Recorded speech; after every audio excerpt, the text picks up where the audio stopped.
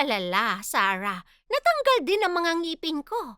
Ang good news, bibisitahin ka ng Tooth Fairy mamaya. Tooth Fairy, Lola?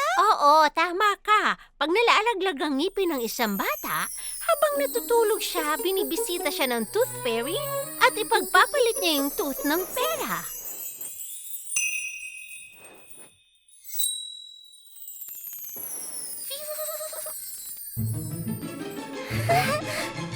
Wow! Palagay mo, pipisitahin ka ng fairy, Sarah? Siyempre! Pipilitin kong di makatulog para makita ko siya! Sarah, hindi darating ang fairy kapag hindi ka patulog.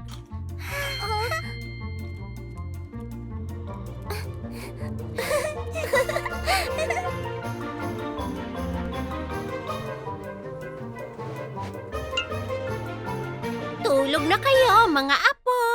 Mwah!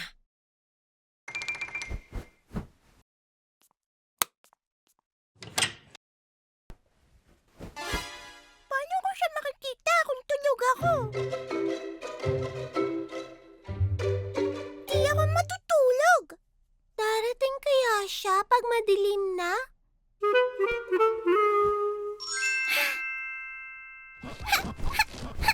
Walang tulugan! Uy, Sarah! Ingat ka!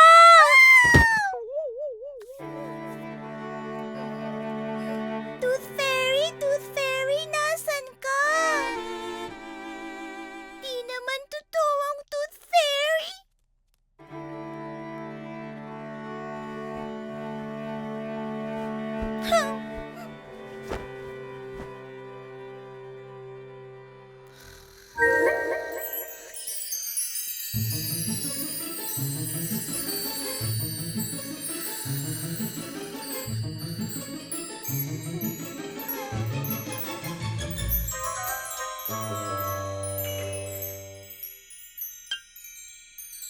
Dumating kaya siya?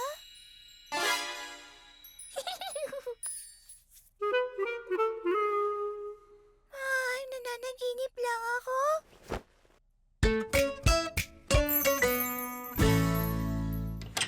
Good morning, mga apo ko!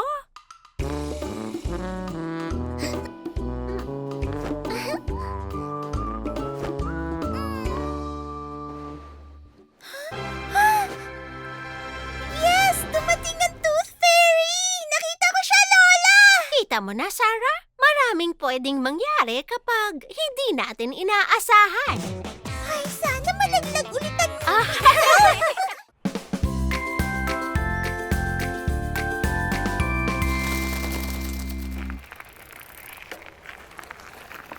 Ako muna susubo. dahan-dahan ka lang, Nina.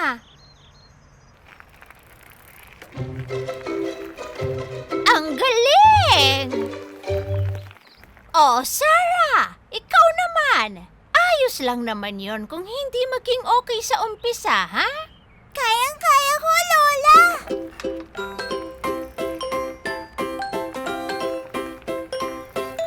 Yay! Ang galing ko! Sarah! Mag-iingat ka! Aray! Ay, nako, iha!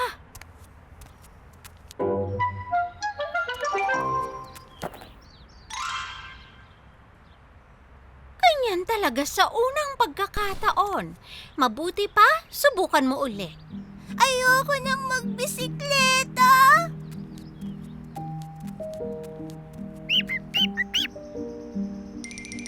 Ibon, kailangan mo ba ng tulong? Anong klaseng ibon ba yan? Baka may sakit siya. Eh di, alagaan natin siya.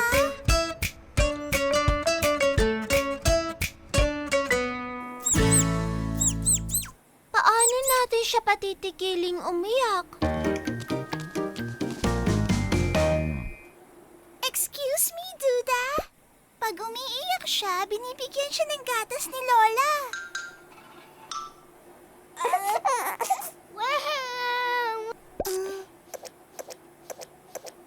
Sorry. Ayun! Nalulungkot ba siya kasi di siya marunong lumipad? Turuan natin! Marunong ba tayo?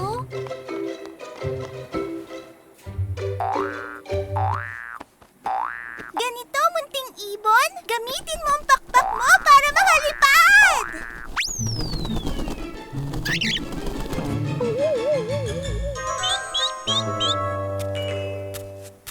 Mga bata, ano bang ginagawa ninyo sa maliit na ibon na to?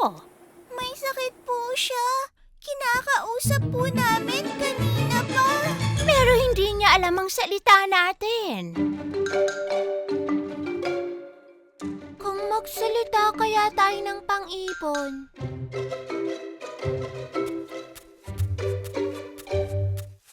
Ibon, humuni ka ng isang beses kung oo at dalawa kung hindi. Manok ka ba? Sorry, kasi di lumilipad ang manok. Alam ko na, tinamaan ba ang pakpak mo? Huwag kang malungkot, nasaktan din ako ngayon. Ayan. Nahulog ako sa bisikleta at natakot ako.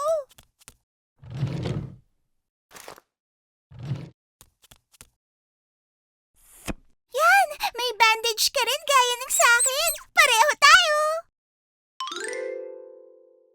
Okay na siya. Kailangan niya magpahinga para gumaling na siya.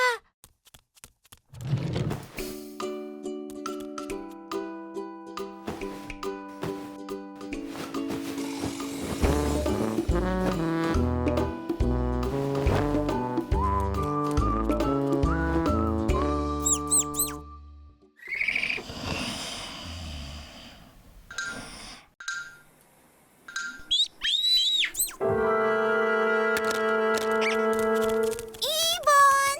Okay ka na ba? Yay! Yay! Magaling na siya! Dalhin natin siya sa labas para makalipad siya.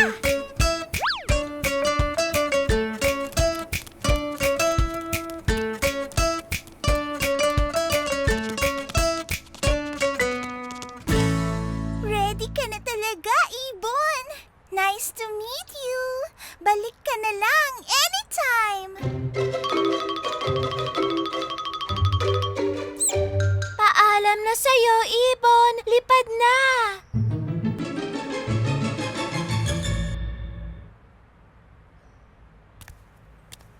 Tingin ko sa kanya mukhang natatakot siyang lumipad. Takot? Ibon, sinubuhan mong lumipad. Nahulog ka tapos natatakot kang sumubok ulit?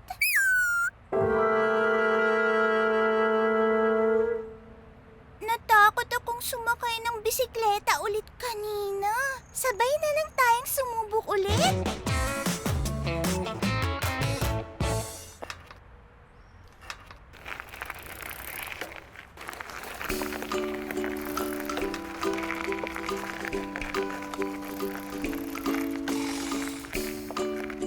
Yay!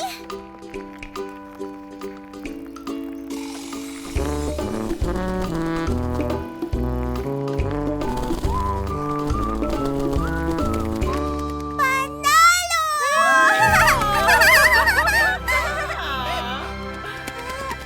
O, di ba, Sarah? Sa unang pagkakataon, hindi talaga lahat okay. Pero, Kailangan pa rin nating sumubok, di ba, Lola?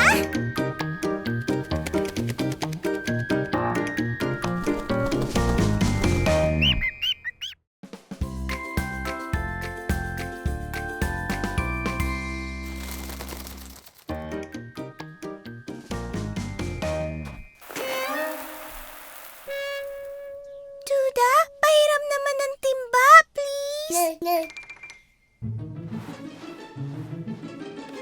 Amina! Amina! Ah!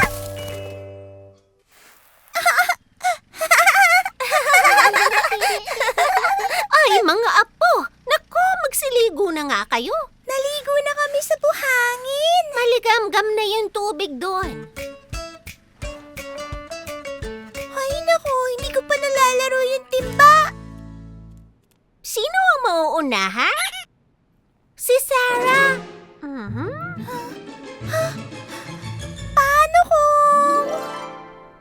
Naranasan ko kayang maligo. Sarah, bumalik ka dito! Ayoko pong maligo! Ano ba, Sarah? Magiging madumi pati ang buong bahay.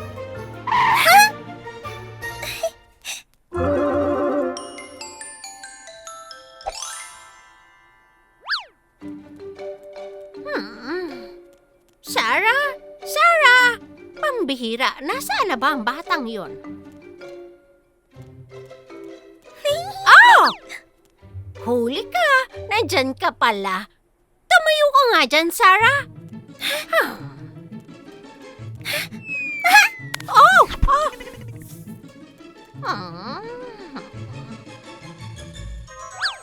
Hay, salamat! Pwede ko nang laruin tong timba. Shoo! Lamok! Hay, buti na lang. Alis nga dyan. Lagot ka sa akin. Walang lamok, walang ligo. Perfect!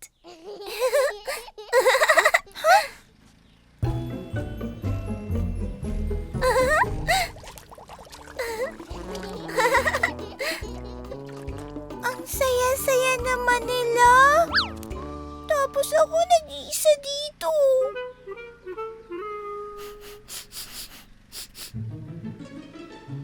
Bakit mabaho?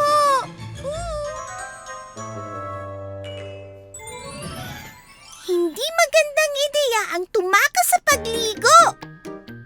So, mga apo, sino ang mauuna? Ako po muna, Lola.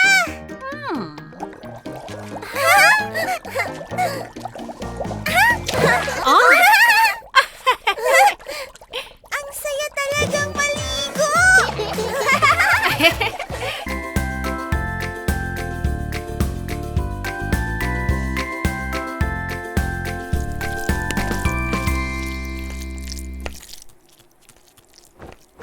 Lola. Hello, Lola. Anong ginagawa niyo po? Magandang umaga, Sarah. Napaka-espesyal ng cake na ito. Isang tradisyon sa pamilya natin. Ano po ang tradisyon, Lola? Gusto ko rin gumawa niyan. Alam nyo, matagal ko nang ginagawa ang recipe na ito. Gusto ko rin po. Pwede ako maghalo ng dough? Okay, magagandang apo. Tapusin natin yung cake dough. Yung flour muna. Pagkatapos, dagdag ng konti. Tapos... Lola, ako na lang po. Ay, naku po, apo. Sorry po. Okay lang, Sarah.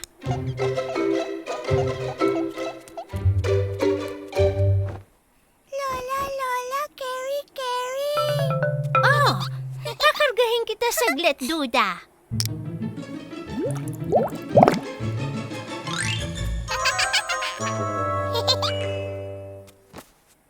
Anong sunod, Lola? Pwede na ba yung mga itlog at saka yung gatas?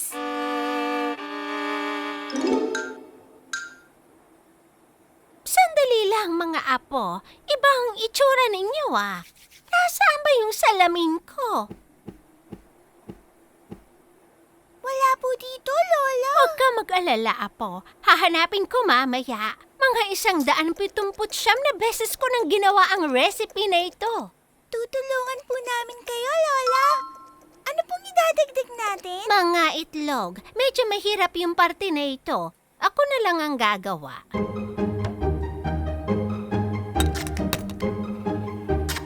Wag, Lola! Sa bandang kaliwa po! Ano, tama ba yun? Tumama po! Nasa ulo ko!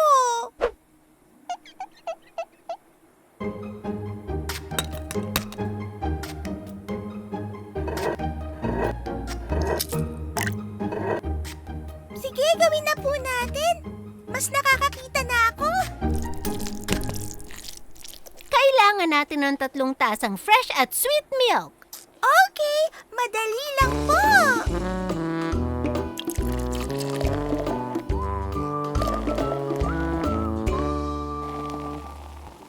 Kukuha lang ako ng asukal, ha?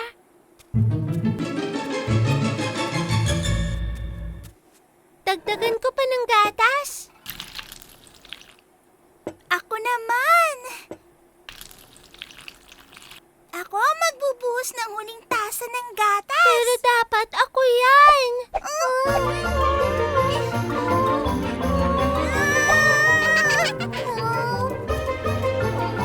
Mga apo, huwag kayong mag-away. Ang mabuti pa ako na lang ang magbe-bake ng cake. Nandito po kami, Lola.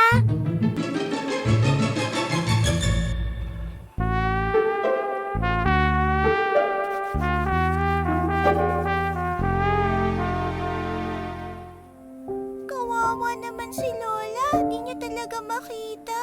Huwag na tayong mag-away. Tulungan na lang natin.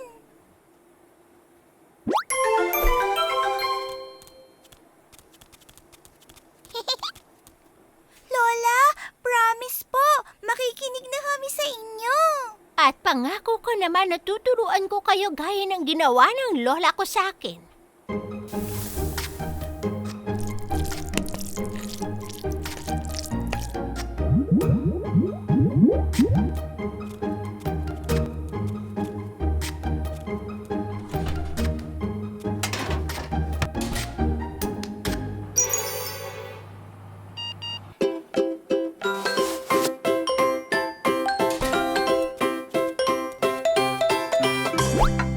Naaalala kong nagbe-bake ng cake ang lola ko noon.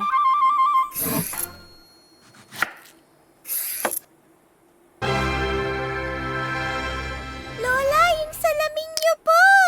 Ang salamin ko! Ayan! Ang gaganda talaga ng mga apo ko. Mana sa akin!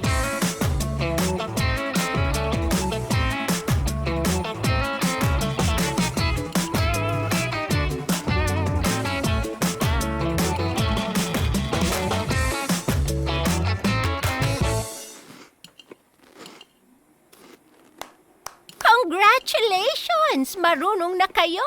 Sa 179 na cakes na ginawa ko, ito ang pinakamasarap sa lahat. Dahil ginamit natin ang mga mata natin at ang galing ni Lola, best cake tong na-bake natin!